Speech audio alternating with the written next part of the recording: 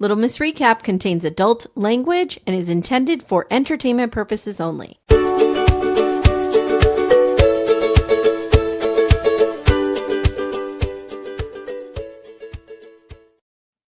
Hi, everyone. Welcome to Little Miss Recap. My name's Amy. Hi, I'm Amanda. Good morning. New show, who dis? New show, who dis? New season, who dis? Yeah. Because we've we done did this last before. season. Yes. I love me some BT90. BT90 is the best iteration, and I feel like it's one you can't skip because these people will now be introed and funneled into the franchise. Yep. They are now in the universe. So this like is their entrance. HEA you can skip. I almost always do. The other way, I would argue, you could even skip because it's usually those people move over there and then you don't see them again. Usually, sometimes you do. Anytime we're in another country, I'm into it. Yeah. That's the thing that I love. But this is the foundation. This is the entrance in. So it's important that you watch it. And a couple BDFs have been like, I want to jump in 90 Day. Where should I start? We can have a whole conversation of back catalog where to start. But if you want to just like, I've never done 90 Day Fiance, this is a great season to do it because all of these people are brand new to all of us. Well, except Elise. At least, but who knows what'll happen with her. And I think she'll be on screen for 10 minutes. Yeah, I'll catch you up on whatever happens with Elise. Yeah, Elise was she was a normie on Mexico Fuckhouse. So like she wasn't even part of the 90 Day cast. It's weird. It's weird, but now she's in it. Yeah. All right. So we have a lot to get through because we're covering episodes 1 and 2 today. So we're going to get right to it. And then at the end, Amanda's going to talk about going to see Sarper. So we're going to do episodes 1 and 2 all together, guys. Okay. So buckle up. Buckle in. We're going to be here for a while. So this is episode BT90 episode season 8 episodes 1 and 2. Episode 1 is called Now Boarding. Episode 2 is called Fasten Your Seatbelts. If you don't know where to watch this, I watch it on HBO.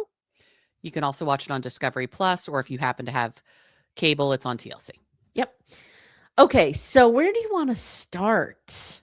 I have 2 couples.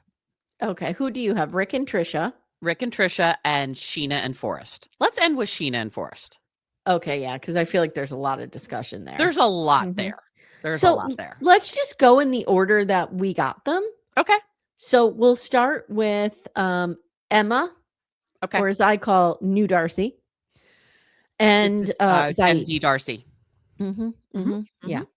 So Emma is 28 from LA, and Ziad is 27 from Marrakesh, or what Nicole called it, Marrakesh. Don't you know we're riding on the Marrakesh Express? So Emma's an identical twin living in LA. Her sister is Izzy, and they work at competing med spas. This is ridiculous. Right across the street from each other. This is ridiculous.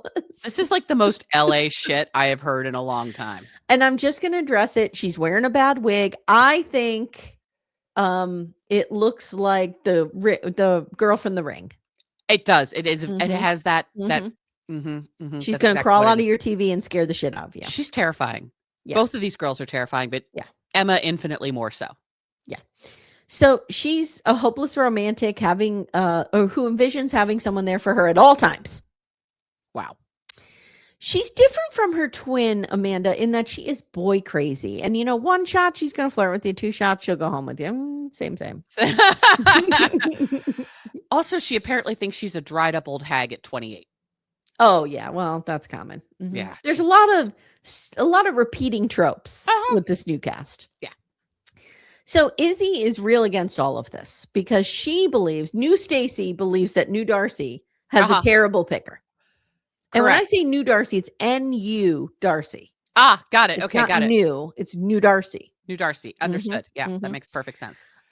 She thinks Izzy's like, you pick losers, essentially.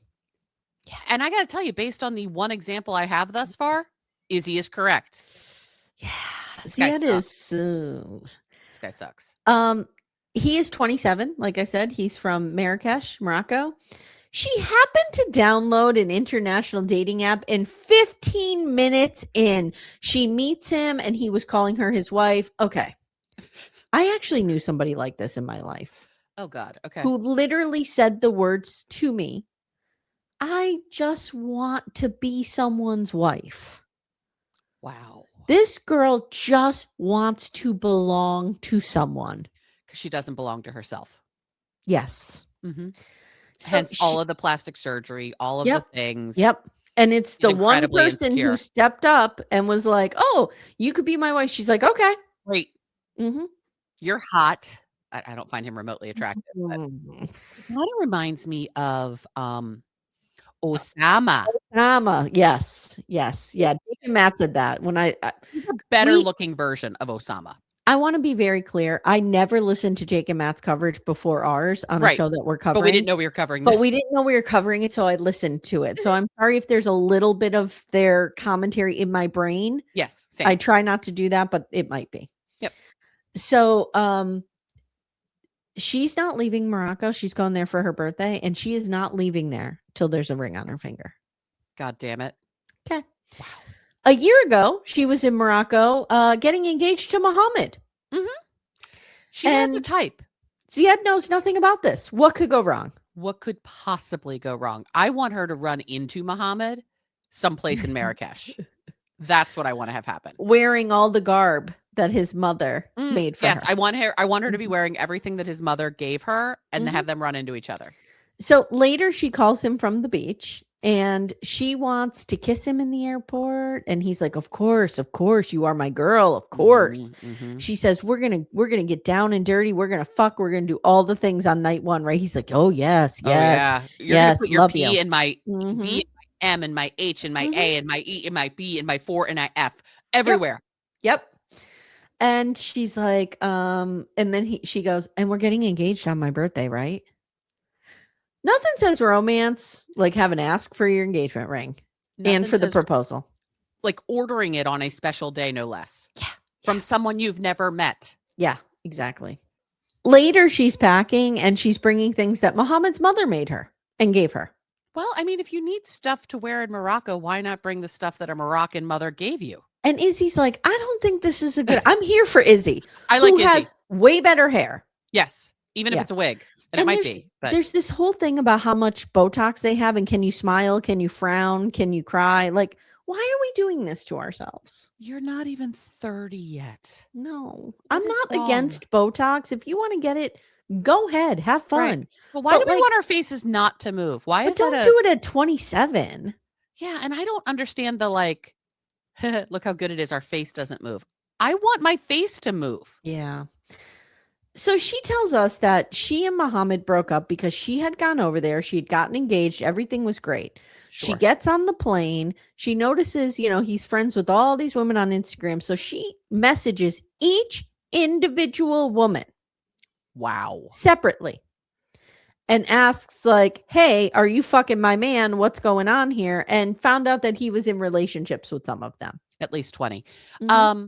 This is like these women on Are We Dating the Same Guy who are like, I was looking at my boyfriend's Instagram followers and he has 2 more followers than he did yesterday. And I'm like, get a hobby. Yeah. What are you doing? This is where my Janelle energy is like, I just can't, I can't deal with that. If I felt like I had to police somebody that tightly. Yeah. I'd rather be alone. Like Timmy's not on social media and I'm grateful for it. Yeah. Yeah. But even if he was Tom's I just really don't want to deal with media. this bullshit. I don't look at anything he does unless I'm trying to find something because I know he posted a photo. I never go look at his profile. Yeah. Ever. Yeah. Why? So when the plane landed, he broke up with her because it must have gotten back to him. Bitch. And he's like, you're fucking crazy. My 20 girlfriends told me that you messaged them and I don't want to live with them. So she does promise that she will tell Ziad the truth. Sure. But there was an overlap. So she was juggling these two at the same time. And then she made up with Muhammad. So she ditched Ziad. And then Muhammad broke up with her. And then she got back with Ziad. There was an overlap. There was an overlap. He does not know that she was ever in Morocco. Or no, I'm sorry. He does know she was in Morocco, but doesn't know why. Right. Doesn't know she went with their girlfriends. Yep. Yeah. So her brother Zach's kind of cute. He's there. He's also a voice of reason. He seems much saner than these 2 girls. He says, you're nuts. You shouldn't be doing this. And on the ride to the airport, she's like, oh, by the way, I also got fired. And we kind of skim over this. Sounds like there was an HR issue that she should have reported and lied about. And I don't know what happened understand what happened here, but I felt like we were doing a lot of humana around this because we don't want to be held responsible for things we did. Yes. So she says Ziad is a nurse and he doesn't make a ton of money. So she's paying for everything. And then I wrote, oh my God, we get an airport bathroom dress session. Very a la Darcy. I'm telling, she's New Darcy. She's New Darcy. Yeah. So she gets there and she has to lug all of her luggage across the airport and airport parking lot. He does not come to help her in any way. No. And her luggage is ridiculous looking. And she brought way too much of it. And you, girl, you have been to Morocco before. You've been to Marrakesh before. Are you dressed appropriately for Morocco? No, you fucking aren't. No, she's wearing like a cutout red sexy she's dress. Naked. Yeah. She is as close to naked as one can be and clothed. Yes. Yep. In a conservative Muslim country. Now, I understand that Morocco is less conservative than other Muslim countries still, but like there's a level of decorum that is expected. Yeah. And this ain't it. Yeah, I agree. Ugh, the cultural insensitivity of this shit just like gets under my skin. Yeah. This isn't people trying to control you. This is just called fucking respect. I agree. Ugh. So they have this little scuffle, if you will. Yes. She wants to kiss him. He's like, no, my religion. And so then he's like, I can kiss you on the cheek. And he goes to kiss her on the cheek. And she's like, babe, my makeup, my medicine, I almost said. And he's like, okay, I kiss you never now. Okay. These two are getting along great. At least he did not say, I'm attracted to her 55%. That's true. It could be worse. He claims he told her that he cannot kiss her, but we roll the tape. Right. Oh, yeah. He's a liar. Yeah. He was like, yeah. I don't like this guy. No, he's a scammer. I don't like her or him. So we're already batting 1,000. Yeah, it's going to be great. So she storms off very upset and she's like, this is not like how like I envisioned like our first couple of minutes. Okay. You don't know him. He says, I am Muslim. I told her we could hug or kiss on the cheek. She told me she understood. I want to kiss on the cheek. She pulled away. She cares more about her makeup than me.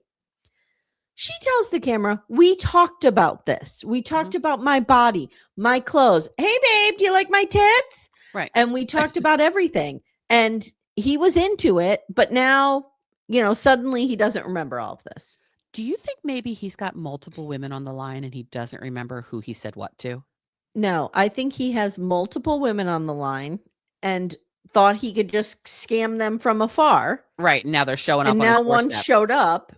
And yes, I think it's a combination. I think he also can't remember who he said what to. But I think he kind of says the same thing to everybody. Probably. I don't feel like this guy's a deep thinker. No. So they're going to his house now or wherever they're going, and the house she rented. And she's hungry. And he says he has not eaten. And she's like, oh, that explains why you're so grumpy. No, I think he's just an asshole. Now he breaks the news that they can't sleep together because she's not his wife. And this is his decision and his religion. And she tells the camera, I asked him when I was booking this. It's almost like New Darcy discovers more, help me, Muslim. Oh, Islam yes. In real time. Yes. New Darcy is understanding Muslim in real time because apparently Wikipedia was unavailable. Right. And her former Muslim boyfriend, she didn't learn it there. No. Yeah. Maybe he operated differently. Maybe they banged. Maybe. So she says, when I was booking this rental, I said to him, can we sleep in the same room? And he said, yeah, no problem. I can't wait to bang you. Right. She sees the house and she's like, oh, stop. Like, how pretty is this? Like, oh my God. I hate her. It is a really beautiful house, though. It's really beautiful. It is. I wrote, this is actually really beautiful. So now he shows her to her room. And there is a little box by the bed. And she's like, what is this, babe? And he's like, it is a gift for you. And she's like, oh my God. Oh, put it on me. Stop. This is so romantic. The way she talks. Hug me like you love me. It's Tiger Lily.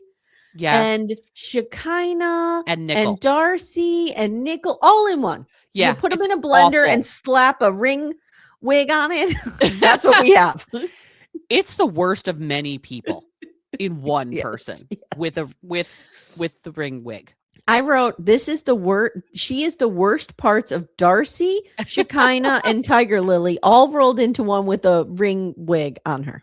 Mm-hmm. But there's Nickel in there too. The lack of understanding of Muslim. Yep. Mm-hmm. Hug me like you love me, babe. So she says it's been a few hours and it's really sweet that the housekeeper is preparing a traditional Moroccan meal for them. And this food looks amazing. It looks a good tagine is amazing and it looks beautiful. She doesn't like olives. What the fuck's wrong with you? You dip bread in it. This looks amazing. Oh my God. I wanted to like dip the bread in there. I could taste it. Yes. So they reminisce about the dating app, how they, connected so quickly. And she asks what they can do. And he says, well, we can go out, but we cannot do more than hug and kiss on the cheek until we get married. And so we're not doing anything sexual on this trip. What? Nothing. Like you're not putting your P in my V. I'm not putting your P in my M. Or my A, or my H, or my B, or my C, or my K. Nope. Girl, what part don't you understand? Now, she says, I sent you nudes, but she never says he sent her nudes. Oh, he didn't reciprocate at all. No. He wonders if she cares more about sex than love. Yes. She cares more about what a relationship looks like. And as long as we're doing all of the relationship things, we're good. Yep. And sex is one of the relationship things we need to do. She accuses him of lying, and the producers ask him on the couch, like, did you lie about this? And he's like, no, she must have forgot these conversations. The producers roll the footage. Roll that beautiful bean footage. And he's like, okay, yeah, like whatever. So she refuses to eat, says she is spiraling now because a few weeks ago, she realized he follows thousands of women on social media. She messaged a few, a la Muhammad. And she's got a pattern. Turns out he was talking to one of the girls, but he said, oh, that was old. Right. I wasn't cheating on you. She believed him, but now she's questioning. Okay, this isn't the thing to make you question, girl. No. Of all of the red flags this man is flying, the fact that he's not going to bang you until he's married isn't a red flag. It's literally his culture. Agree. Like, I'm going to knock out Aviva and Stig real quick. Sure. If any of you are Top Gear watchers, you chuckled when you saw the Stig because the Stig was like this character that you never knew his identity or her identity. And they were just a racer, like dressed up, and they would test the cars, and it was the Stig. Okay. So Aviva's 26 from Arizona. Stig is 30 from Belize. And Stig is a very famous artist and rapper in Belize. This is like Baby Girl. No, Kimberly and Baby Girl. Soldier Boy. No, I was going even further back. I was going to Milavox. Oh, yes. The most famous rapper or the most famous singer in Nicaragua. Was that Chelsea? Chelsea and Ymir. So he's a very big deal. Yeah. He could have anyone he wants, says Stig probably. And now she's parroting it. He's very cute. He's real cute.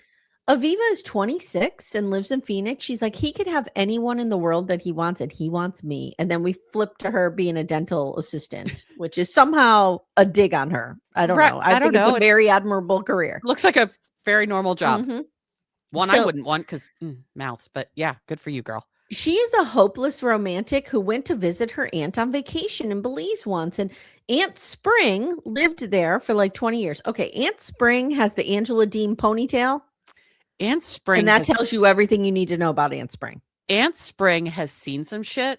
Aunt Spring is, I think there'd be a whole show just about Aunt Spring. First of all, how is her name Spring? Is that her Christian name? No. What is happening? I don't know. But she's got the Angela hair and the Angela vibe. Yeah, she's smoking a lot. She's probably got a lot of shit stuffed in her bra. It's not good. So when she got home, when Aviva returned to the United States, she posted a video and she tagged Belize as the location. He immediately reached out. Wow. And she was fangirling and says it started as a friendship, but in the last 6 months, they've grown romantic. And we see them video chatting. So there's no catfishing here. They are video chatting in real time. He's talking about putting babies in her right away. Sure. Okay. She's going to meet him in person in a week, but not everybody believes in their love, specifically Aunt Spring. Aunt Spring's like, I wrote winter is coming. Aunt Spring is super skeptical. She says, I have lived in Belize for 20 years. I met my husband when I was 28, but 2 years ago, I turn on the news and there he is getting arrested with another girl. More on that, please. Yes. What are you getting arrested for? What's happening there? And why weren't you there? Is it murder? Right. Were we embezzling? What are we doing, Aunt Spring? And why weren't you there? This is not the first time he cheated. Of course not. She says, I've heard some things about Stig that are very concerning. So they're all sitting down at dinner. And she says to Aviva, they did a concert and they sang a song called Vicky. And Vicky was there. And it was basically like, I want to put my P in Vicky's V and, we fuck and she's my girlfriend and I'm married to her. Right. Kind of thing, I can't rap. No, you so cannot. So they left together. And Aviva's like, yeah, no, I'm not going to believe that. Okay. I mean, we have the video. Again, roll that beautiful bean footage, girl. It's right there. So Aunt Spring is headed to Belize in a few weeks and she'll get to the bottom of this. I mean, she goes, unless you want to wait 20 years to find out like I did. I feel like Aunt Spring has some unresolved trauma. Aunt Spring, you need to work these things out with a therapist. Don't put all of this on your niece. Now, you may be right. You probably are. You may be right. You may be crazy. We may be crazy. God, I loved that song. I know. But it just may be a lunatic you're looking for. Anyway, Aunt Spring, you need a therapist. I thought that would be my love story. When I was a little girl and I would listen to that, I thought that would be my love story. Like I would find this rebel and tame him. I'm going to need you to tell Janet that as soon as possible, please. Though she probably already knows. Anyway, Aunt Spring's got some problems. Stig's also a fuckboy. Both things can be true. 100%. Yeah. Listen. No offense to dental hygienists. You guys work harder than I do. Probably make a lot more money than I do. Props to all of you. Right. But this is the number one rapper in Belize. And he's interested in a 26-year-old dental hygienist from Arizona. I just feel like this is not...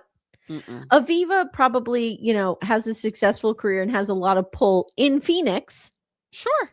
But is it international superstar pull? It doesn't feel like it. Right. So that tells me that Stig is not an international superstar.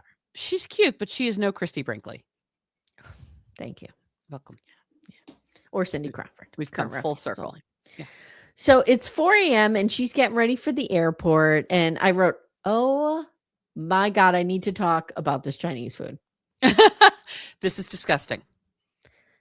Is she going to take it on all these flights not refrigerated? No, it's in that insulated bag, Amy. It's in that insulated bag. It'll be fine. Okay. If he wants to die, he should eat that when she shows up at the airport. Also, you can't take food like this internationally. No. What are you doing? Let me tell you something right now. If I was on that plane next to her, I'd throw a fucking fit. I mean, I wouldn't because I would be too scared to say anything to her. But you'd be really But I would be very upset and I would be texting you and Becca about it. Okay. Yes. With some strong I would be texts. Like, what stinks next to me?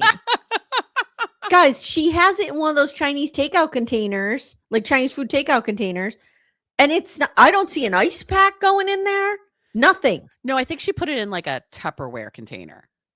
She shoved it all. It's not better. It's not better, but it's in an insulated bag. So I'm sure he should not eat this. No. It's going to be room temperature for a long time. No. I'm going to look up the flight. The flight from Phoenix to Ladyville, Belize. It's not Amye Ladyville, and Amanda, Google on air. Okay, so let's see. We're going from Phoenix, right? We know she has a stop in Texas. Correct. to Belize. Okay, let's see. Okay, Phoenix to Belize. Okay, so she's gonna stop maybe San Antonio. No, she's Houston or Dallas. Oh, she's going to Dallas. Okay, it's one of those. I would guess. Okay, so that is a 2.5 hour flight. Okay. Okay, and then oh shit, I lost Belize. Oh, here it is. Okay, so the flight to Belize. Okay, so Phoenix to Belize, the shortest flight that I could find. Okay. Right, which is one stop in Dallas. Okay. Is about 8 hours. Okay. 8.5 hours total. Of room temperature shrimp. No. What could possibly go wrong? No. I'm going to love it if he eats this right away and then spends the entire time she's there in the hospital with food poisoning. Yeah. So she says she's nervous because Stig gets, I almost said Siggy, which is the Vikings. Yeah. Stig gets swarmed at airports because he's so famous. Sure. So she really has to look her best. Of course. As Stig's woman. So she can beat out all of the women who are swarming around him. What is he, fucking Hugh Jackman? But she's Hugh Jackman. I'd swarm around Hugh Jackman. I'm not going to lie. But she is very nervous that Aunt Spring and her Angela Dean ponytail are going to cause some issues down the road. I think they are. Yes, they are. Yes, they are. You don't have a ponytail like that and not cause issues. I'm just here to tell you that's how that works. Okay, let's go to sex tourist Rick. Let's go to sex tourist Rick and Trisha. Wow. Okay. Wow. First of all, this guy, I heard Jake and Matt talking about him and they're real into him. Yeah, of course they are. I'm like, Matt's real into him. I'm like, no. This guy turns me off in every way. He's V gross. Shrivels right up.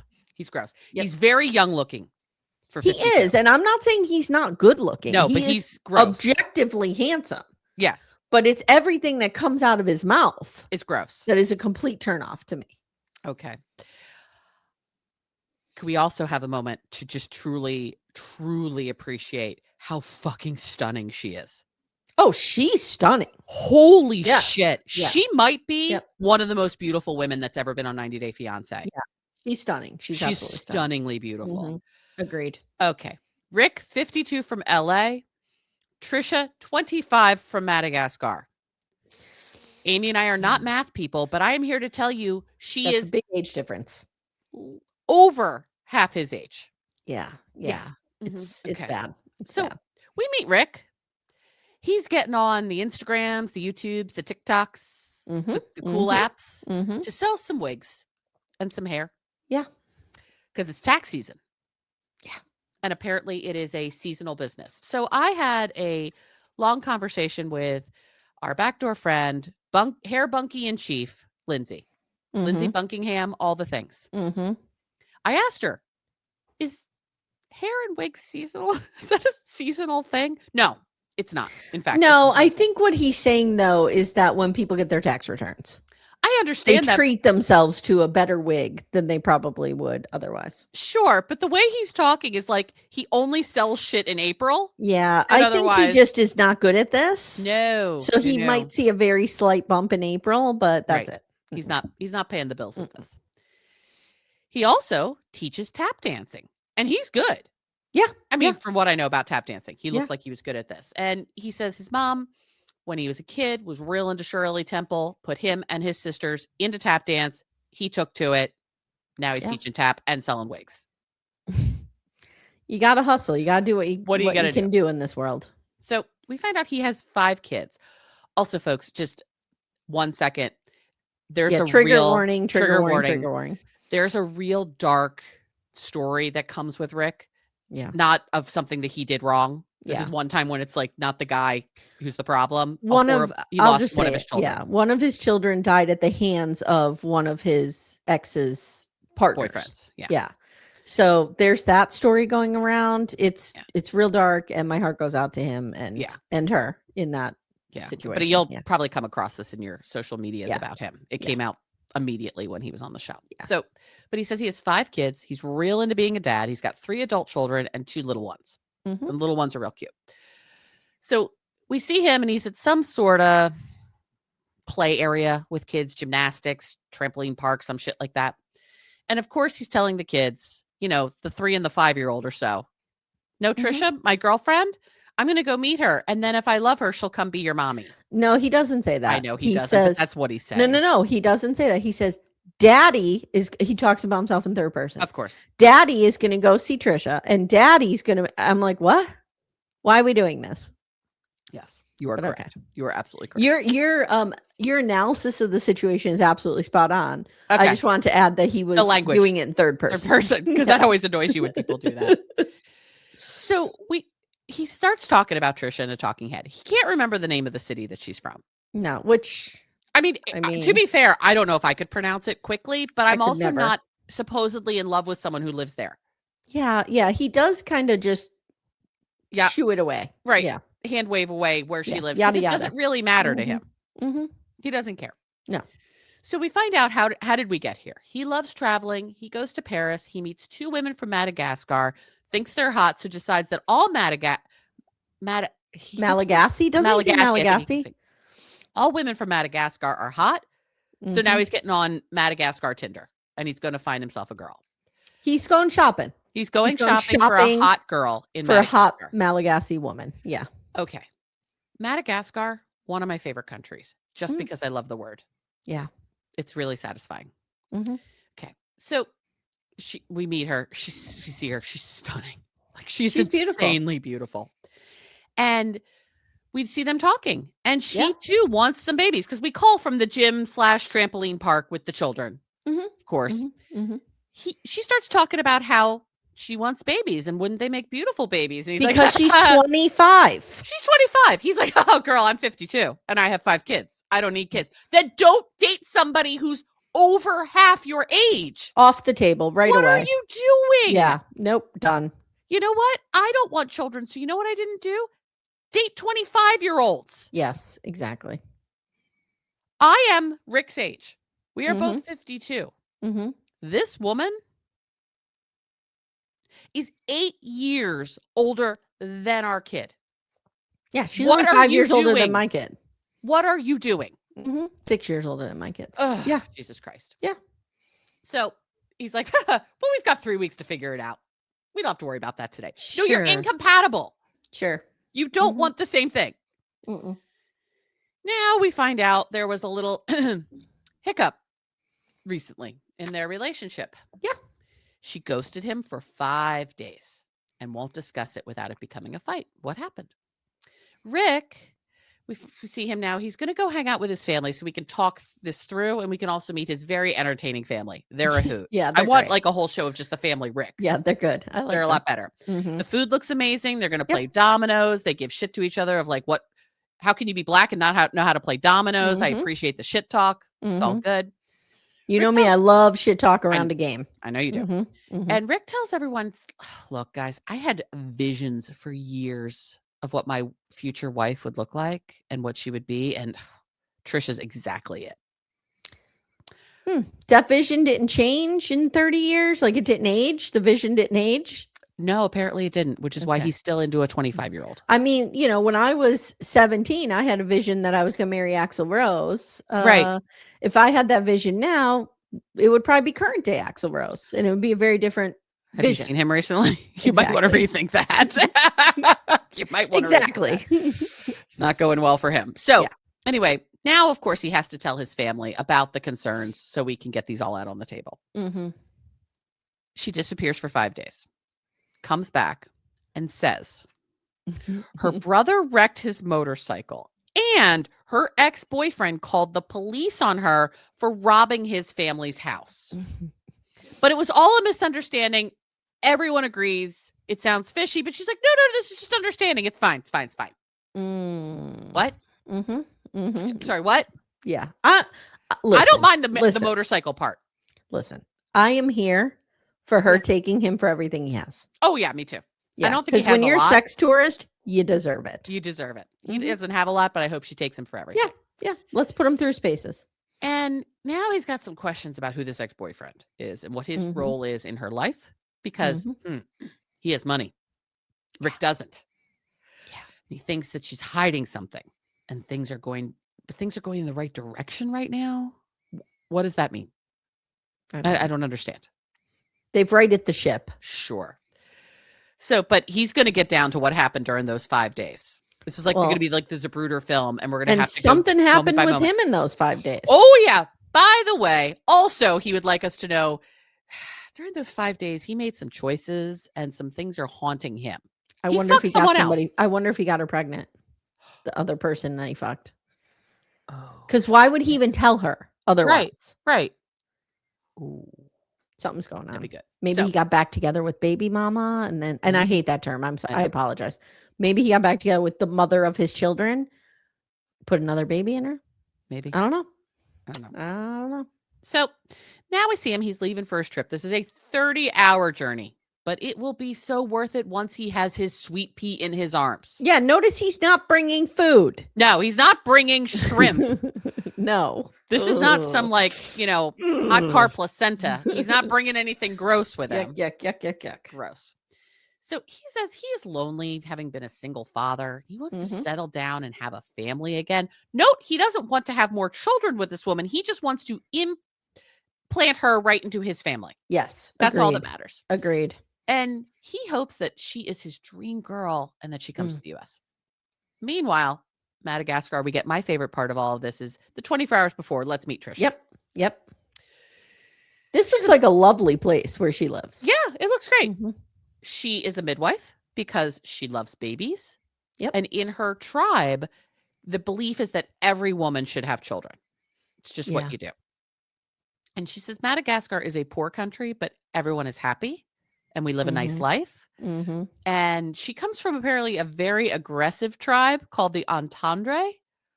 More on that, please. What is happening with the aggressive tribe and how is that going to show up? Give us a little bit of that. More of that, please. Trisha, take that. Well, we know there's been motorcycle accidents, stabbing, stealing, robbing, Who knows? Trisha, I'm going to need you to take that aggressive tribe girl that's in you and stick it right on Rick. Yeah, God, this guy. So she lives in the capital. She's originally from a remote village. She moved here with her ex-boyfriend. She's made a life here. And she thinks Rick is hot. I mean, objectively, he's objectively a good-looking man. Yeah, yep. He's always happy. He's a good dad who works hard, and she trusts him and wants to marry him. He might be all these things, but he's also a sex tourist. He is absolutely a sex tourist who is going to bang somebody in this very episode that could be his daughter very easily without it being remotely weird. Yes. Because what's wrong with that? So he can't wait to see her so he can get his answers about that 5 days, but also so he can get his P in her V ASAP. Right. He wants to make sure she's hot. And then everything else will disappear and fall off. Right. We'll figure it out. As long as she's hot, we can get through anything. She just has to be hot. Yes.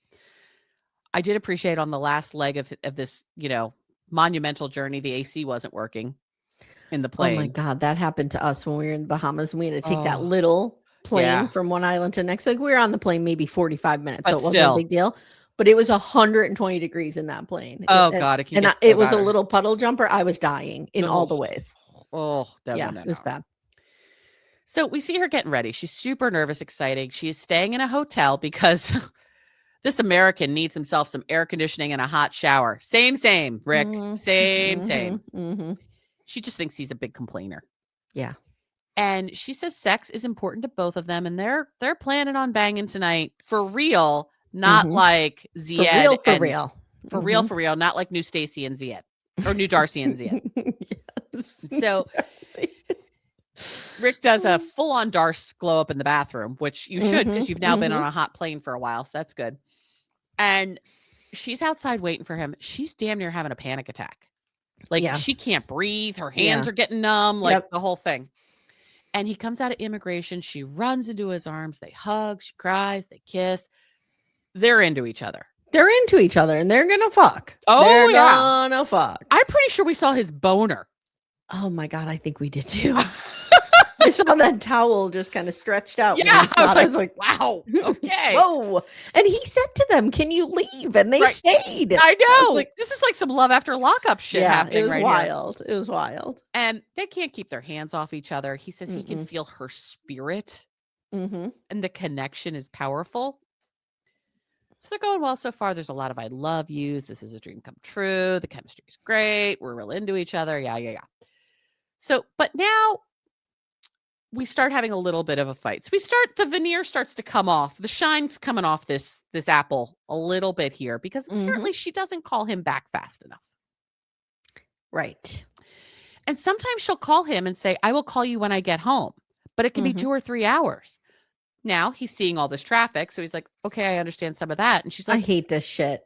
I hate this shit. Do not police my time in this way. No, this is a thing. And, I was talking to you a little bit about this, not to get too specific, but my daughters are Gen Zers. And this is very ingrained in them that their boyfriends and girlfriends track their locations. They all have them shared. No. And I'm like, what are you doing? Why are you tracking each other? Like, it's a so whole weird. thing. I know. It's so weird. Yep. And then he's like, well, I mean, even if it takes you 2 hours to get home, you don't call me for like 3 or 4 hours. So what are you doing? And she's like, eating dinner. I don't want to eat at like 10 o'clock at night. Like, this all seems very normal to me. But me too. We have a lack of trust, clearly. Yeah. And he hopes that they get to have a beautiful love-making session. Okay. He's into her. She's a bit nervous about the chemistry. They both go shower, thank goodness. She pulls out some hot lingerie and wants him to realize that he is it for her. She is cementing herself into him, quite literally. Yeah. He comes out in just a towel. They start making out. We see his boner. They kick production out, and that's where we leave them. It's wild. I don't know if we've seen two people be this into each other like this. Yeah, they need to just they need to fuck it out for like 24 hours. Energy tomorrow. Yeah. They need a good 24 hours of just fucking it out so they can calm down a little bit. You ready for Laura and Birkan? Oh, yes, please. Please. Laura broke down Laura Linney. Yes. So Laura is 47 from Washington. And Birkan is 26 from Turkey.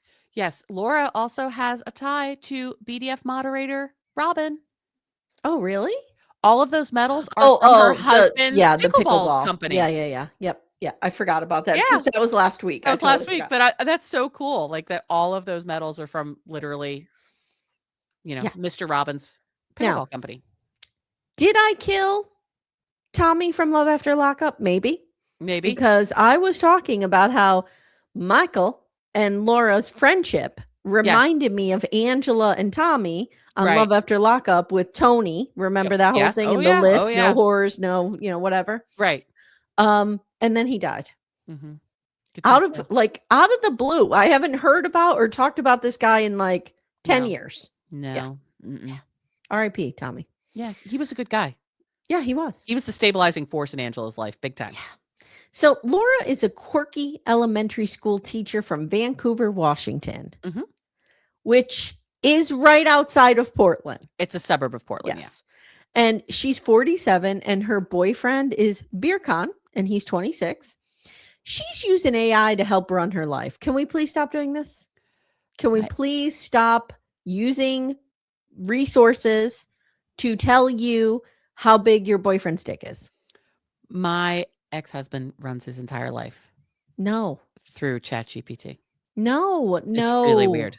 No. Sorry, guys, Charlie. Love you, but it's weird. Guys, it uses a lot of resources. Yeah, we're destroying the planet. We are destroying, like, not my township, but 2 townships over, they're having this big fight over. They want to put like 6 data centers. Yeah. Over, like, it's not good. And I said to Timmy, well, will that bring lots of jobs? He's like, no, there's not going to be people. Like, there might be like a handful of people. It doesn't require a lot. And the thing is, most of it can be done remotely. So they don't even have to live in Scranton. Yeah, it's bad. It's real bad. We got to get a handle on this. Yeah. Just think about your carbon footprint and think about before you use GPT for stupid shit. Please think about it. So she loves reading smutty, dark romantasy novels. She even writes them and she gives us a little bit. And it's not bad. It's not bad. It's not bad. I mean, for that genre, it's not bad. Yep. She's dated nice guys. She was married when she was 21, but there's always something missing until she met Michal. I didn't say Birkan, guys. Notice. No. Michal. And again, we try not to listen to other people before, because we all record it before the episode even drops. So we don't listen to anybody, but we did for this time. I'm with Jake and Matt. This is the story of Michael and Laura. Birkan is going to be incidental. Okay, I'm going to say my theory, and it's going to sound insensitive, but I'm telling you, I know it in my bones. He met her when she was overweight. Yep. He wasn't into her. Yep. Now he's I am a fat person. I am saying that this has happened to me a gazillion times. Anybody who's lived a life as a fat person, even if it was for a little bit of time, you know this. You know you get friend zoned real quick. Yep. He friend zoned her. She lost a bunch of weight. Right. She's got a 26-year-old boyfriend now. And he's into her now. Yep. Yeah. So, and I believe that this Birkan thing is just a diversion. Just to force Michael to make a decision. Yep, I agree. That's what I think happened. She's not real into Birkan. She talks about how hot he is, but she's not into him. So she's into Michael. She and her bestie Michael are in every way in a relationship except they're not fucking. Yep. So have you had friendships like this? I struggled with this because at first I was like, we need to normalize men and women being friends. Absolutely. Right? And then I was like, oh, wait, but this is more than that. This is way more than that. Yes, I've had friendships like this. I've had friendships like this too. And I was friend zoned and I know why. Same. Yeah, Same. Because think about it this way. If you're attracted to everything about a person. Right. Except one thing, the physicality. Like, you know what I mean? Yeah. And sometimes, I'm not saying all the time. Sometimes it could honestly be, you're just not my type physically, whatever. I'm just not into you. But usually. I do, though, also think Michael has a ton of insecurity about his birth defect and the impact on I do too. How he looks. And I think there's a part of him who doesn't think he's good enough for her, too.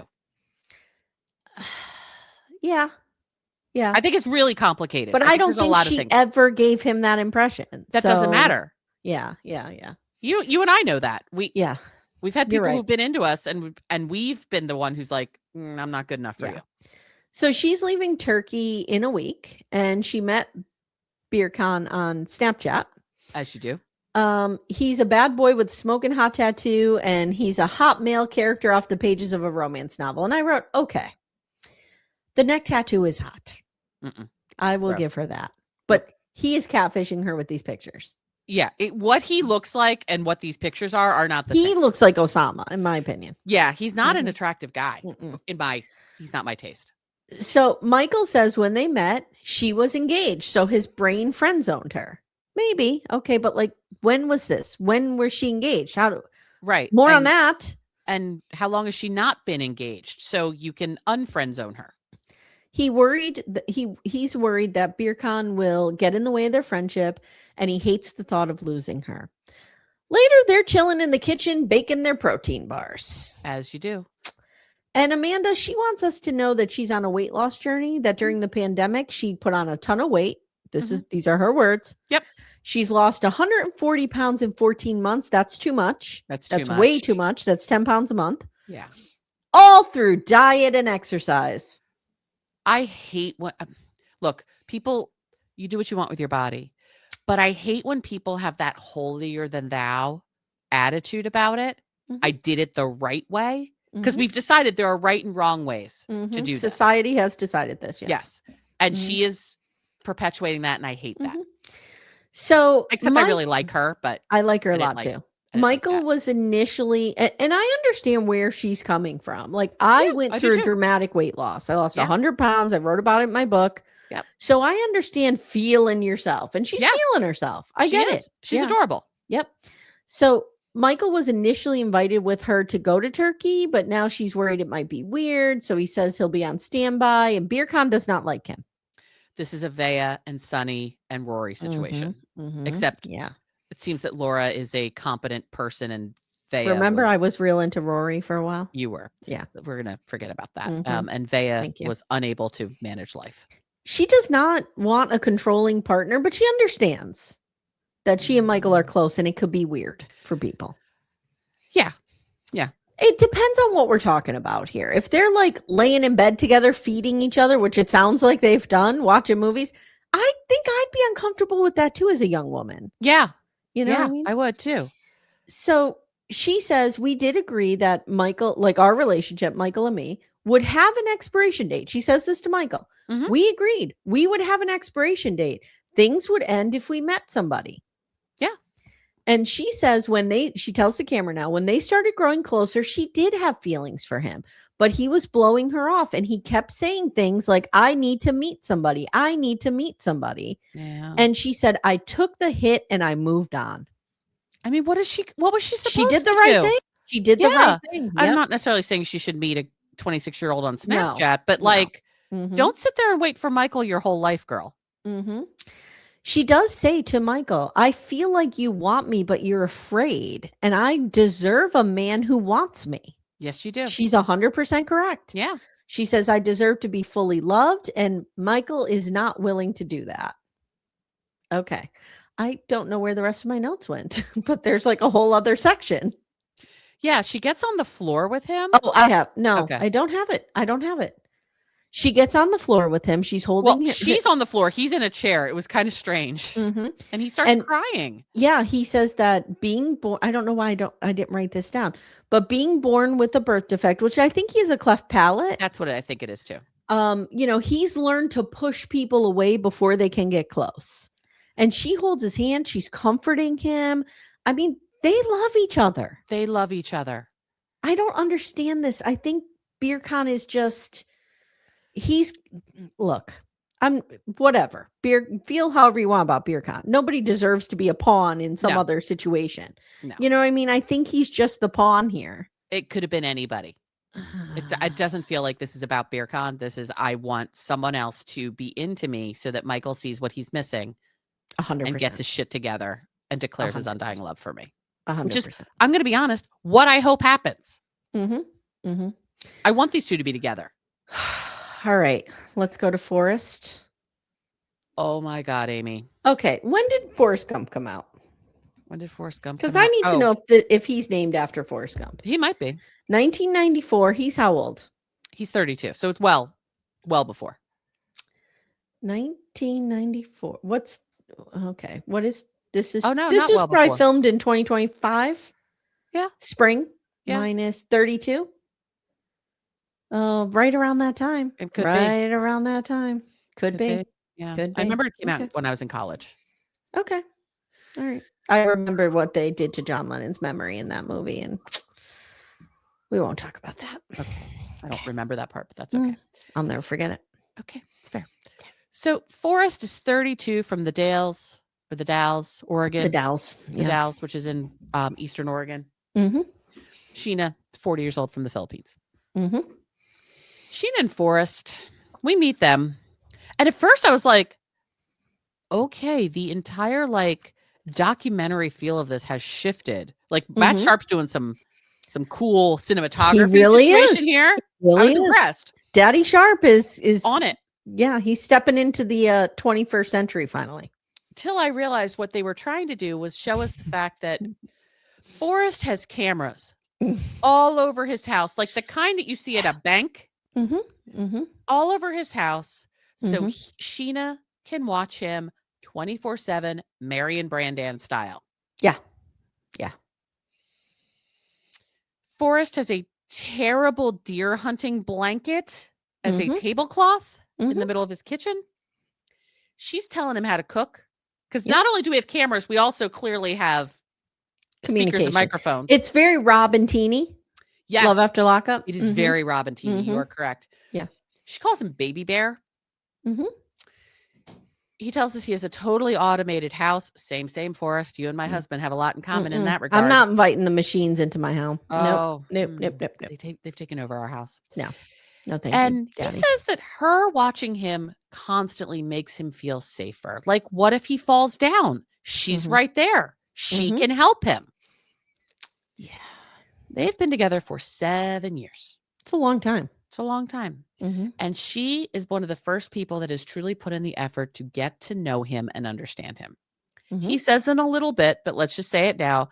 He's on the spectrum. He has ASD and ADHD. Yeah. He says he's autistic with a dual diagnosis of, So I want to just pause here for a minute because there's some stuff going around about him on social media. Oh, okay. I haven't seen. Oh, I guess I know exactly what you're talking about. And it doesn't look good. Mm-mm. So before I completely tore him apart, I reached out to Kyla. Okay. And I said, I know that you are familiar with autism. Mm-hmm. Could some of this be shaded or colored by his diagnosis, right? Okay. Because there's things like, for example, there's a pride parade or something, right? Right.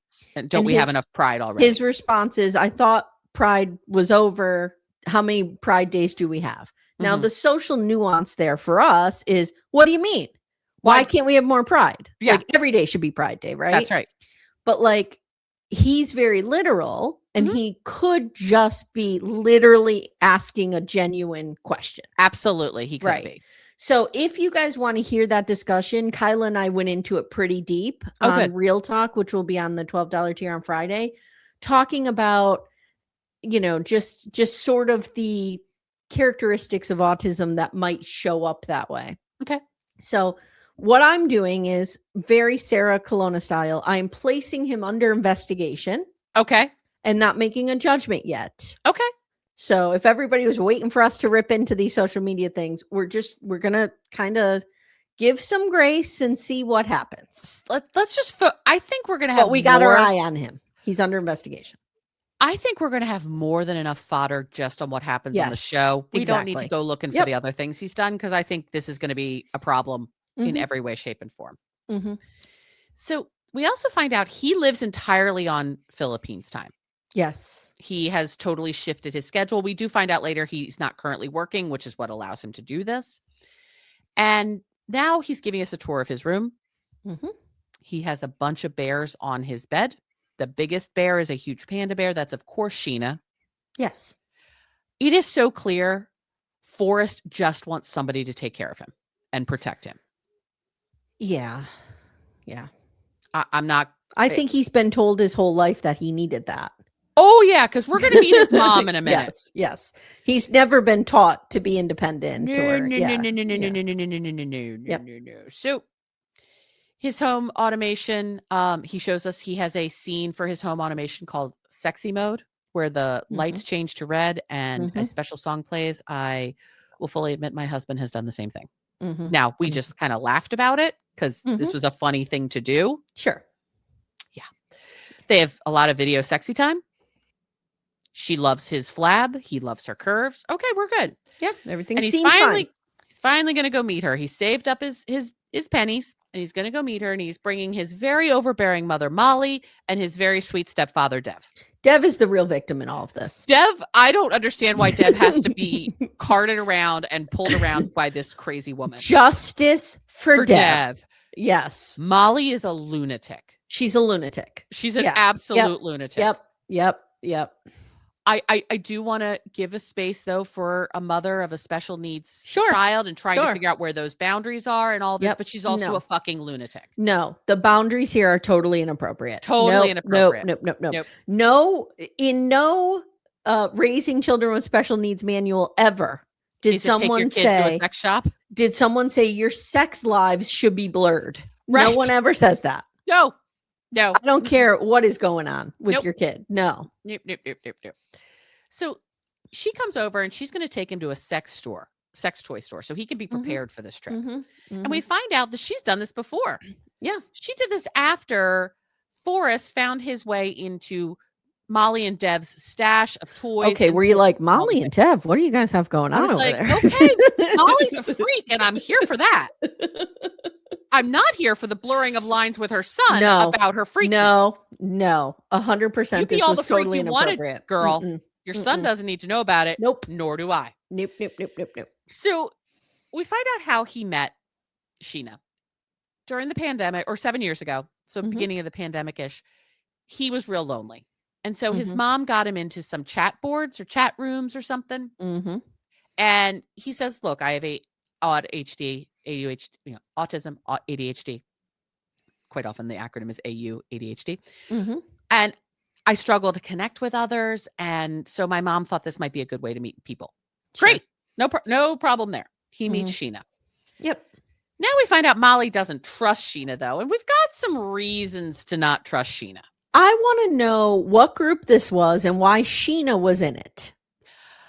I have a feeling Sheena might also be on the spectrum. Do you think she's on the spectrum? I think she might be. I don't know. We haven't said that, but like there's some of her childlikeness that makes me wonder something's going on. I don't know. TBD. We need to get to know Sheena a lot more, but I don't feel everybody involved in Sheena is on the up and up. Okay. So his mom doesn't trust her. And she's afraid she's going to totally take advantage of Forrest. And we're going to find out why she doesn't trust her in a little bit. But we get to the adult store, and God bless this shopkeeper. Yeah. She was God bless this woman with just a smile on her face going, this is not one of the most fucked up things I've ever done. Not good. But here I am. Helping a mother and son buy lingerie for his girlfriend. Yeah. But this is what I'm talking about. Like the example where she asks, what is her size? And he says her exact size. Yes. She's 5 very feet, literal. 200 very pounds. literal. Yeah. Right. And Molly's like, Forrest. Mm-hmm. She's a curvy woman. She's a queen size woman. Okay, great. The woman who worked at this store was amazing. But what I'm afraid of is people are going to read him for this kind of stuff. Yeah. But this is, he's answering a literal question. Yeah.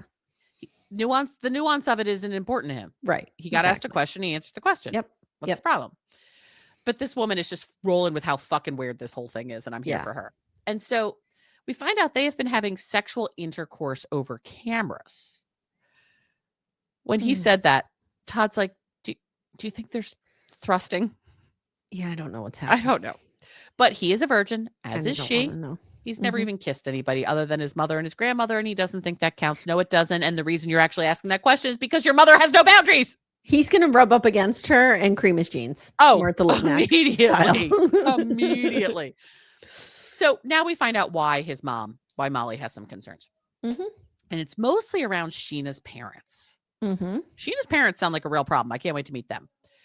So Sheena had a bank account that she put money into. Right. Okay. I need to rail about this because I don't think the fuck do they care how this woman is spending her own fucking money? I don't think people fully got that. I don't think people understand what we're talking about here. Money. It's not Forrest's money.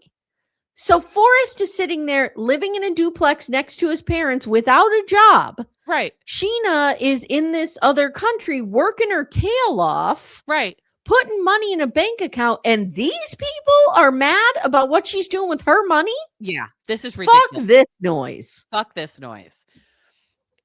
Now, we have heard rumbling so far in the show that Sheena's parents have said, if you don't give us your money, we will kick you out. That's a problem. So we'll cross that bridge should we get there. Yeah. But this isn't a case. We have seen straight up scammers steal money from Americans. That's not what's happening here. To our knowledge. Now it has not been explained this way. No. But to our knowledge, my impression from everything they said, this is her money. This is her money. Now she may be telling Forrest, I'm saving it for us. I don't know. And maybe in the past when he did have a job, he put money in. We don't know. We don't know. But right now it sounds like this is her money from her job. Yes. Yeah. So fuck right off, dude. Yes. Now, apparently she has this account with her parents. And she probably, I think she lives with their parents. I think she does too. So they're probably like, hey girl, pay your rent. How about you pay some fucking rent here? You're like, how old is she? A 40-year-old veterinarian. Yeah, you're a 40-year-old veterinarian. To the household. Instead of doing this with this rando stranger that you don't even know that you have cameras and that's how you see him. Right. Why don't you pay us some rent? Yeah. We need to know a lot more about. So Molly and Forrest talk about how they told Sheena to open her own account so that her parents couldn't do this again. But she didn't do that. Molly. She's a bad girl and didn't listen to Molly. She's a 40-year-old woman, girl. Stop she doesn't trying have to to do parent a fucking her. thing you tell her to do. Yeah. Jesus Christ. Forrest says, though, he thinks that Sheena is like Cinderella and her parents are part of the problem.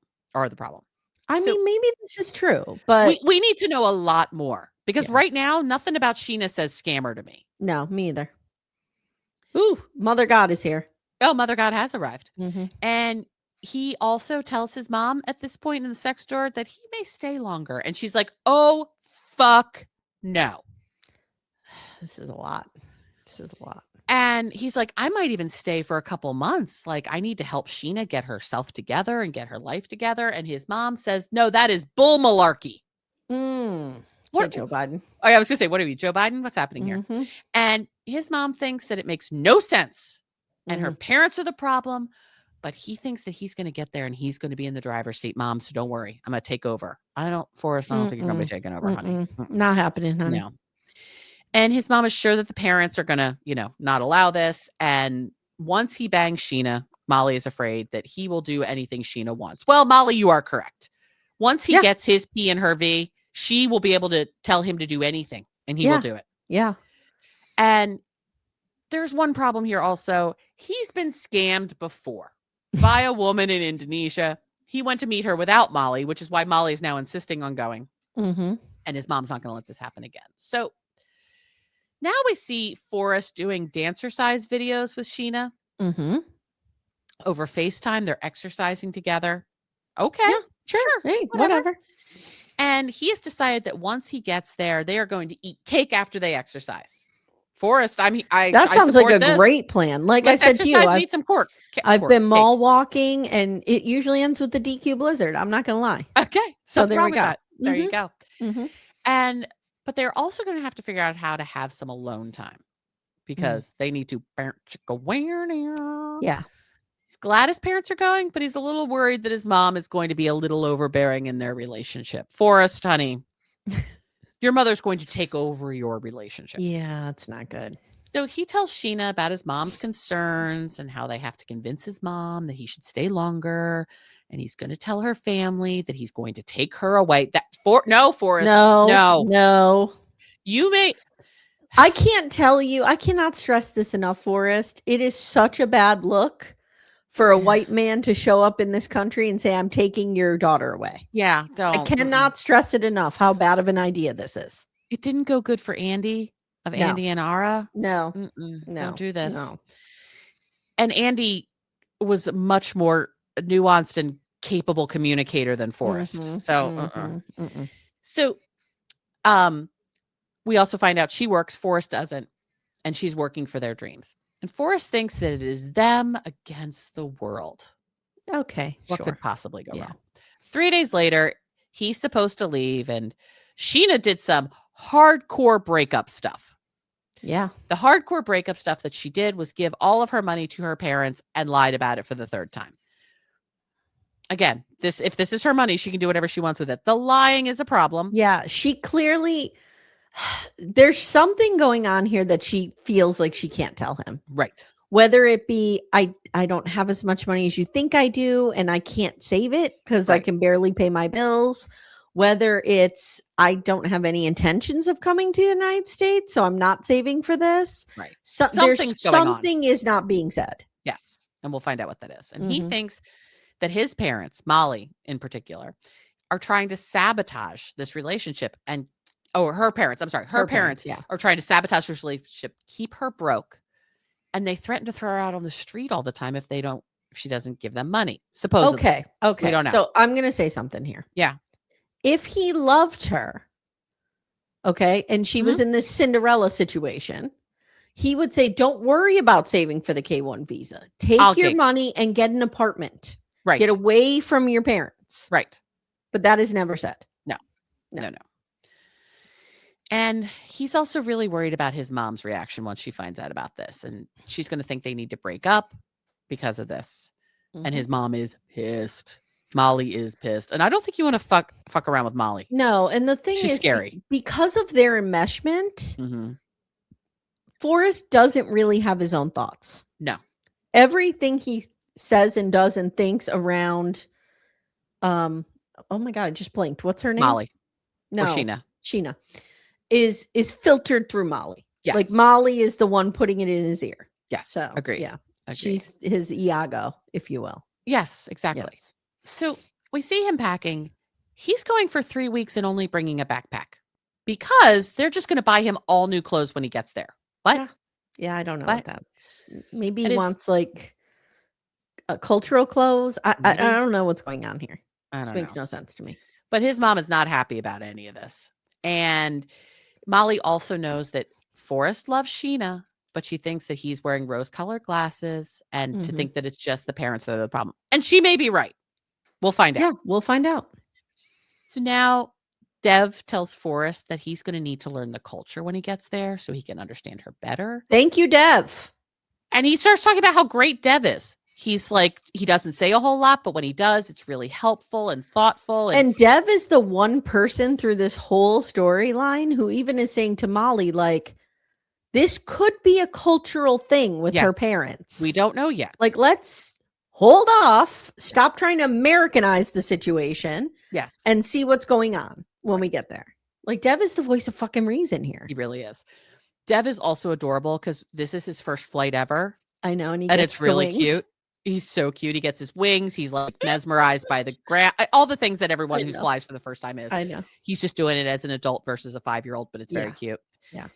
Now they joke about Dev and Molly joining the Mile High Club. These people need some fucking boundaries. I know. And Forrest is like, gross, Mom. Like, no. And I thought he was kind of doing it and like, don't talk about that. But he's like, I can't have you getting arrested while we're doing this. No. Like, there's just such inappropriate boundaries. It's her fault. As a parent, you are the boundary setter. Yep. It's so weird. It's so weird. So I guarantee you she was single for most of his childhood. Yeah. And so he was her buddy. And he was very involved in her dating. Yep. I guarantee it. And very involved in every moment of her life. They're too enmeshed. They're way too enmeshed. So we're going to fly first to San Francisco. Forrest says traveling with these two is like traveling with fucking babies. Like, these two are just all over the airport and he's trying to wrangle them. And it's suitcases falling over and shit. It's a mess. It's a mess. It was funny. It was funny. It was cute. Funny. And I could see him just being like, oh my God, can you two please get it together? Yeah. So now we learn about the Indonesian woman that he was with previously. They met on a karaoke website. Is this John and Rachel? I know. Websites? What's happening here? I know. He fell hard. He flew there. She got him a room. He brought $2,000. She takes the $2,000. She barely talked to him, and that was it. Yeah. Wow. Yeah. And he doesn't think Sheena would do that to him, but did he miss some signs? Because he did the last time, and he's worried that she could be doing the same thing. And so there's a seed of doubt in his mind, which I think is more than just the Molly doubt. Yeah. I think he's like, okay, I went through this before. Am I missing something? Whatever. Yeah. They get to Hong Kong. Their next step, he says he's never kissed a girl. And he has heard that kisses are salty and sweet at the same time. He can't wait to find out. Mm-hmm.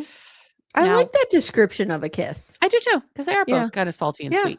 Yeah, I like it. So now we get my favorite 24 hours earlier. We meet Sheena. Sheena lives in Las Piñas City. Mm-hmm. And she's a doctor, but it isn't always glamorous because sometimes the patients poop on her. So she's a vet. Yeah. I thought we were going to find out she was like a pediatrician, but she's a vet. She works 8 hours a day, 6 days a week. And she doesn't have much of a social life and was really lonely until she met Forrest. I like her. I like her so far too. Mm-hmm. Mm-hmm. And she's never felt this kind of respect from anyone before him. And sometimes she even watches him without telling him, and it's cute and it's kinky. Like, okay, girl. Wow. Okay. She too has a lot of stuffed animals. Mm-hmm. It's a theme. Do you think she processes feelings with a squishmallow? Maybe. And she's worried about Molly because her relationship with Forrest was good, but has soured because of this money stuff that Molly keeps harping on. And the text messages. Okay. Wow. Molly went off on him saying they should break up and that she's a scammer and it's bad. Yeah. Molly, again, no boundaries. No boundaries. Molly needs to stop. And Sheena says, I have my reasons for what I did, but I'm worried that Molly's going to try to break us up. Mm-hmm. And if our relationship ends, it will be the biggest heartbreak of her life. That's where it ends. Okay. I like her so far. I do too. We got to find out there's something way worse with her. Yeah, I agree. Yeah. Next time on. Rick is realizing he doesn't know Trish. No. Because the thing about Rick that was so gross, guys, if you didn't watch the episode, is when he saw her and saw that she was hot, like he kept saying, okay, this is going to work out. This is great. I love her. She's the one. Everything is, Like it was weird. And I think all he wanted to do was fuck her. I think now he's kind of like, wait, I need to figure out if she is the one. He's worked out some of that fuck drunkenness. And now he's like, yes. Who is this person? So we meet Lisa, who looks exactly like a rapidly aged Gypsy Rose. Oh God, she does. With the wig and everything. Yes. Oh, if there was a sketch artist who did a rapid advanced aging sketch of Gypsy Rose, this would be it. Yeah. There's a little Dee Dee Blanchard in her too. She's in love with Danielle. Sure. Laura is heading to Turkey to meet Birkan, and he's already bashing Michael. Yep. Nope. Stig says, with Aviva, I could be myself. I don't need to be Stig all the time. Right. I could be like Darren Jones or whatever the fuck his real name is. And Forrest and Sheena meet. And Dev has to keep Molly on a leash. Yeah, essentially. Yeah.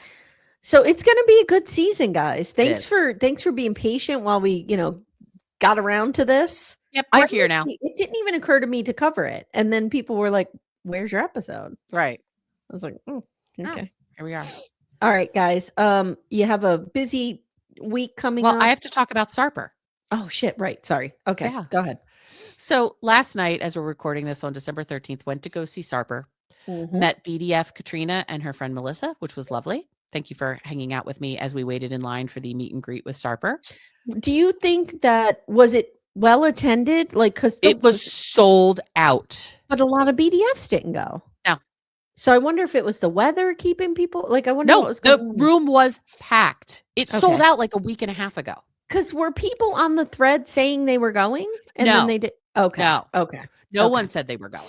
Okay. Gotcha. A bunch of people said, I wish I could go, or something's coming up, or whatever. Okay. Or one of the BDF said that she was going to buy tickets. I'm like, nope, sold out. Yeah. Okay. Gotcha. There. So there was easily like 200 people in this room, 300 people in this room, and it was packed. The opener was terrible. Real bad. A lot of breastfeeding jokes. Oh no. It's bad. No. But then Sarper comes out. He was really good. He was charming. He was funny. Like, remember the comedy we saw him do, like, when he was on the show? Oh, yeah. I was telling Todd this last night. It is clear he has really worked at this. Okay, good. He's gotten better. Like, he has, I don't know if he's taking classes or whatever, but, like, he is really putting real energy into it. And he was funny. He has fodder. I mean, he's on 90 Day Fiance. You can make a lot of that. He talked a bit about Shekinah, not a ton. At the end, he said, you might have heard there's trouble in our marriage. See me on Last Resort. Exactly. This is so gross. It's so staged. Wouldn't it be hilarious if we find out that like they really are broken up, never to be together again? But I don't believe that. His comedy was a bit of 90 Day. It was a lot of women. Am I right? Which is what you would expect. Women be shopping. Yeah, it's what you would expect from Sarper. A little bit of misogynistic comedy, but he was funny. And then his set was about 75 minutes. Oh, and wow. That's a lot. Yeah. It was a significant amount of time. We were there for almost 2 hours. Okay. By the time we got out. And then he did the meet and greet, and I got up to meet him. There was probably 50 or so people in the meet and greet line. Wow. Okay. We paid a whopping $15 for this. Okay. And so I got up to him and I said, I cover you on my podcast. And he said, what? And so I pull out my t-shirt, because I'm wearing my Little Miss Recap t-shirt. He goes, I'm like, yes, we covered your last season. I said, I got to tell you, there's been nothing cuter on 90 Day Fiance than you with the house cow. Did you get to see the house cow again? He goes, oh, yes, I've seen the house cow many times. And then I said, oh, and how was filming Last Resort? And he just smiled and said, you'll have to wait and see. I tried. Okay. So he didn't say no. Really he didn't say no. Yeah. He didn't say no, but they were really rushing people through. Yeah. For $15, they're like, go get a picture and that's it. Bitch. Yep. So I got my pictures. It was fun. It was a good time. I'm glad I did it. Okay. I know Becca was like, I want to go in San Francisco, but the tickets are $75. I'm not going to say it was worth $75, but with the meet and greet all in at like $60, it was a good time. Maybe the tickets in San Francisco include a meet and greet. Maybe that's with the meet and greet price, Becca. We'll talk about when you've returned. Wow. From the Caribbean. Okay. Well, I'm glad you went. Thanks for the report. You're going to put the pictures in Backdoor Friends? I'll post the pictures. All right. I look terrible in them, but I'll post them. Oh, no, you don't. Stop. I look really bad, but yeah. So tomorrow, guys, you're going to hear Toe. Wednesday, you're going to get your Special Forces rewatch. Axel and I are doing season 1. That's on the $8 tier. We're having a blast. We love it. It's really cute. Landman, Becca's back, and we're going to cover the episode we missed last week and the new episode. There are about 13 of us real into this. I know. And I love that for you all. Real talk on Friday is Kyla. We're going to talk about her being a parent of a child with special needs. And we talk a lot about, Forrest, like I said earlier. Yeah. So, can't wait for that conversation. Yeah. And then you and I are doing the way down. Yep. In 2 parts on Saturday. We're taking down Gwen Shamblin. Can't wait. Well, she's already been taken down. Quite not literally. Much more we could do to her. We're gonna destroy her memory. Yes. And talk about the horrible cult that she built. And it'll then if you're a true crime watcher, you want to check out Murder She Watched, my other podcast. I'm talking about a documentary on Apple TV over there called John Lennon Murder Without a Trial. With Karen, and then on the Patreon over there, where Dr. Adam and I are doing Jeffrey Epstein, Filthy Rich, which is the doc that aired in 2020 on Netflix. And then I'm doing a new thing called Off the Record. I saw that. You didn't even tell me about this. Yep. Off the Record, where on Fridays, I'll just be talking about, because here's what happened. I'm doing these documentaries and I realized I have kind of more things to say about it. Right. Do you know what I mean? Like the process of doing it and stuff like that. So just a small little show that, talks about like what the shows we did this week, shares viewer feedback or listener feedback, if there's any, and then talks about maybe like what's coming up. So just a little thing. Love it. And that's it. And then you and I, we'll be back next week with this shit show. Yes, we will. Episode 3. Love it. All right, guys, if you haven't already, please consider joining our Facebook group. Wow, we're really growing over there. I know. We had a lot of folks come over from the Sissy Squad after we were on with Jake right around Thanksgiving. So welcome. We're really happy to have you. Yeah. And it's been great. Yeah. All right, guys, thank you so much. If you want to support the show, leave us a 5-star review. I can't remember. I think we have some sponsors this week, so check your show notes, or if you heard an ad in this episode, if you just want to check out our sponsors, it helps support the show. Yep. And that's it. We're out. Sounds great. We'll see you next time. We're out. Take care, everyone. Take care, everyone. We'll see you next time. Sorry, Bye. I have to set the video. Okay, here we go. Thank you so much for listening to Little Miss Recap. If you'd like to support the show and get a ton of bonus content, including all episodes ad-free, please visit our Patreon. The link is in the show notes. If we've earned it, please consider leaving us a 5-star review wherever you listen. If you have someone in your life who loves trash TV, please consider sharing this episode and telling them about the pod. I hope you've enjoyed this episode because we made it for you.